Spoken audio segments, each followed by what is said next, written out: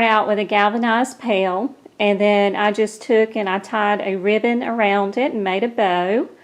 Then I filled it full of pine cones. I did get these out of my yard, and then I boiled them and I scented them with some cinnamon.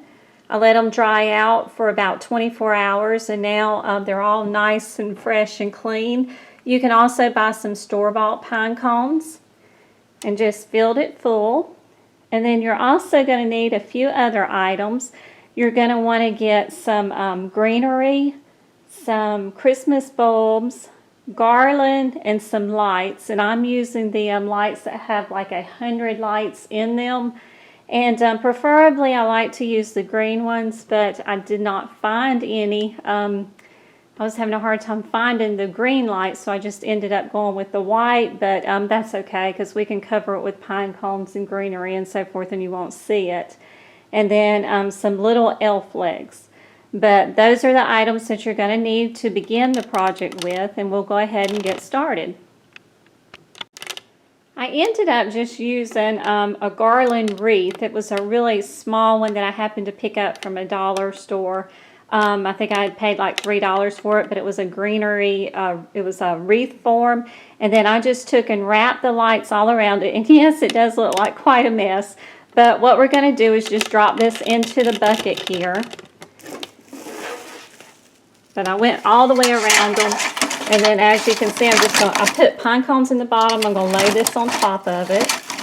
And then as you can see, the lights are all spread around in here. And then you can just move them around so that there'll be lights everywhere, because I want some lights in the middle. That's why they were kind of jumbled here in the center of it. And then these lights will all be around the corner. And then now I'm going to do my third layer, because the first layer was pine cones, then this garland and the lights, and now I'm going to add pine cones on top of it. Okay, and as you can see, I'm just covering the top with the pine cones now, laying them gently in there. It covers up all of those white lights if you can't find the green. The green blends so much better. If you can find green, I would definitely go with the green ones. But I wanted white lights, and they just happened to be in a white, with the white cords. I don't like. Let's see, that takes and hides it all there. So we've got them all laid in there nicely. Let's see how they've covered all there. It makes a really nice basket there. And then next we're going to be adding the greenery to it. These are little poinsettia picks I've picked up through the years from like Michael's and Hobby Lobby. I think some of them probably came from Walmart. And then you just want to kind of scatter them around like you're doing a flower arrangement. Like the poinsettia I like sitting in the front. Little berries probably stick over on the side of the pail. And just do it like you're doing a flower arrangement. Like that. And then this one right here I'm going to stick toward the back. Okay, and now I'm going to be adding the ornaments to it.